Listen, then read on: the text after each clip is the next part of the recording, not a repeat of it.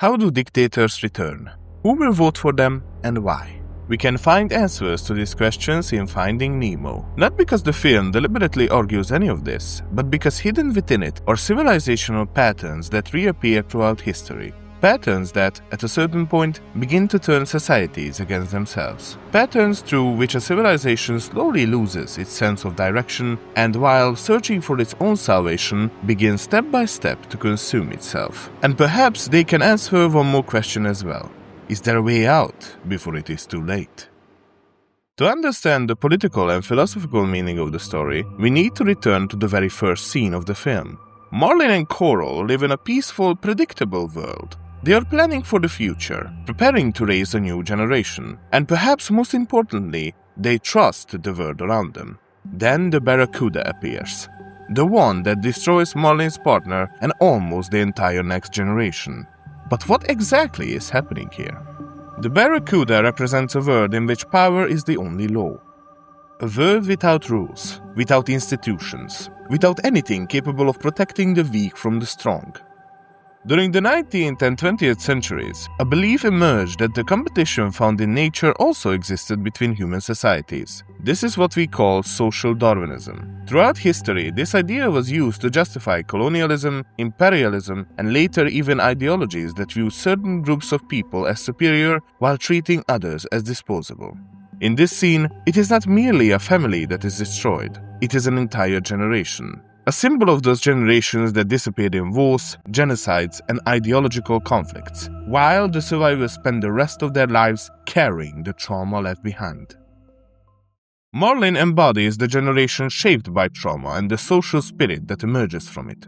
The generation that witnessed with its own eyes how the world can destroy in a single moment everything it once believed to be safe and permanent.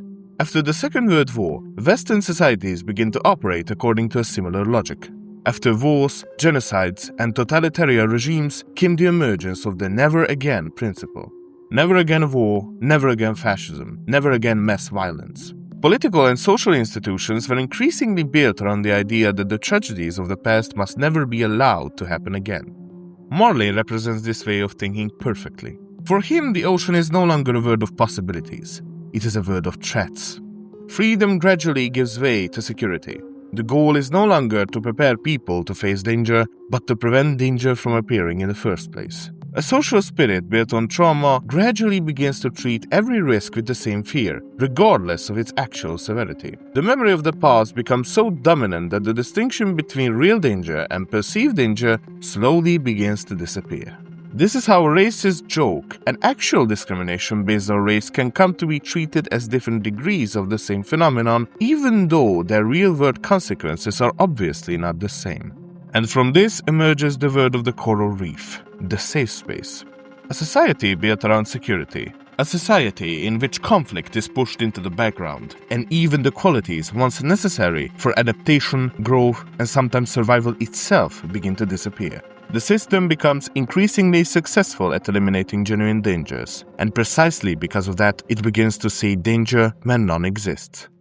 Nemo embodies the generation that never experienced the trauma upon which the entire existing order was built. When the Barracuda destroyed most of his family, he was not yet a conscious participant in those events. And so, what remains a personal memory for Marlin has become little more than a story for Nemo. And that difference changes everything. Marlin sees danger, Nemo sees restriction. Marlin begins with the horrors of the past, Nemo begins with the reality of the present. As a result, he cannot understand the foundations of the system in which he lives. The rules feel unnecessary, the fears seem exaggerated. And the more aggressively this social spirit tries to hold him back, the more it creates the impression that it is not responding to the problems of the present, but fighting the shadows of the past. That the entire idea is not merely mistaken, but fundamentally false. And processes like this almost always lead to the same outcome. They produce a backlash. When Nemo touches the boat, he is not simply taking a risk. He is rebelling against the principles upon which the previous generation built its entire worldview. In political terms, this is the moment when a new generation begins to question the norms of those who came before it. But the story is not simply about the conflict between these two forces. There is a third player as well, the economic elite. Over the past few decades, Wealth concentration in the United States has increased dramatically. In 1989, the richest 10% owned roughly 32% of the country's total wealth. Today, that figure is close to 68%. The wealth of the top 1% has grown by roughly 30% in recent years, while the middle 40% of society has seen wealth growth of less than 10%. More than half of the nation's residential real estate is owned by the wealthiest 20%. More than 3/4 of financial assets and stocks are concentrated in their hands as well. And at this point, we are no longer talking about rich individuals. We are talking about multinational corporations, financial institutions, technology platforms, investment funds, global organizations, actors that shape what we buy, where we work, what information we have access to, and what opportunities are available to us. Their power is enormous. The influence the average person has over them is minimal. And this is precisely what humans represent in the film. They are not part of the fish's world. They exist above it. They do not need to consider the interest of the fish. They can pull them from the ocean, lock them inside aquariums, own them, display them as decorations, or simply consume them. To the fish, humans represent a form of power they do not understand, cannot influence, and possess almost no means of resisting. At this point, the story reaches a new turning point. The earlier social spirit successfully pushed back the word of the barracuda, the totalitarian systems, the ideologies that glorified the right of the strong over the weak. But the problem did not disappear, it merely changed form. The age of open dictatorships was gradually replaced by the concentration of economic and institutional power, and this is where the tragedy of the system emerges. Marlin dedicates his entire life to protecting Nemo from danger, yet it is precisely this excessive protection that produces the rebellion which ultimately delivers Nemo into the hands of the humans. Politically, the same thing happens when a system can no longer provide convincing answers to the problems people face. At that point, two possibilities emerge. The first is that a generation rejects the old order but fails to organize itself. In that case, it ultimately becomes a victim of the elite. That is exactly what happens to Nemo. The second possibility emerges when dissatisfaction becomes a political force. When society no longer wants merely to criticize the elite, but begins searching for someone willing to confront it. Someone who does not promise compromise, but retaliation. And it is precisely at this moment that the rise of authoritarian leaders becomes possible.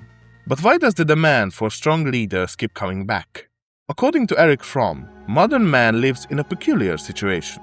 He is formally free, yet he is often lonely, uncertain, and powerless. The communities that once provided identity and security gradually disappear, while he finds himself surrounded by systems that are larger, more complex, and increasingly difficult to understand. And at a certain point, he no longer understands the world around him. He does not know who is in control. He does not know how it can be changed. According to Fromm, two paths open up before him. The first is to accept the burden of freedom, to accept uncertainty and take responsibility for his own decisions. The second is an escape from freedom, because freedom is a heavy burden, and with it comes responsibility. One form of this escape is the masochistic tendency, which seeks security through the surrender of independence. The individual becomes willing to submit to a greater force, to hand over the responsibility of decision-making to something stronger than himself. The other form is the sadistic tendency, which seeks strength to the control of others. It is the desire to become that greater force. At first glance, these tendencies appear to be opposites. In reality, they emerge from the same source: uncertainty and the loss of control. This is what Fromm calls the authoritarian character, a person for whom the world is divided not primarily into good and evil, but into the strong and weak. And connected to this is another important concept: the magical helper. A child naturally looks to its parents for protection, but many people never fully abandon that desire. Even as adults, they continue searching for someone who will restore order, someone who will solve the problems, someone who will return the sense of control they feel they have lost. And when a society begins to feel that the existing order can no longer protect it, this desire starts to grow stronger. And it is from this psychological need that the longing for authoritarian leaders is born again and again throughout history. After the Second World War, one of the central goals of Western societies was to ensure that systems resembling the world of the barracuda could never return. But removing the predators from power did not eliminate the predatory instinct, it merely forced it to adapt. The sharks in Finding Nemo are a perfect example of this. They are still the same predators, they still possess the same instincts. The only difference is that they can no longer express them openly. The slogan suggests that they have learned to conform to the rules of the system, and in that sense, the sharks' support group is not about the disappearance of those instincts, it is about their concealment. The same dynamic can be observed in modern politics. Authoritarian personalities do not present themselves as authoritarians. They use democratic language, they run in elections, they present themselves as representatives of the people. And there is another reason why they can become so appealing. The sharks do not belong to the world of the humans. They are ruled by the same elite that rules every other fish. They are subjects of the same system. The only difference between them and the rest of the fish is that they possess something the others lack: strength, dominance, aggression.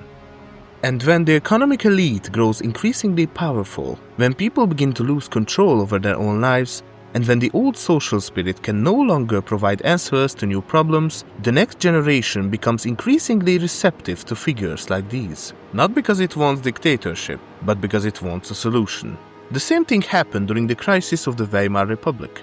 Amid economic collapse, political chaos, and social uncertainty, more and more people came to believe that the existing order was incapable of protecting them. And it was in that moment that Hitler appeared as the solution to the problem. But once he acquires power, and the restraints that had previously kept him in check disappear, his true nature emerges, just as it does with Bruce when he smells blood. And this is why the same story returns again and again, driven by the same desire.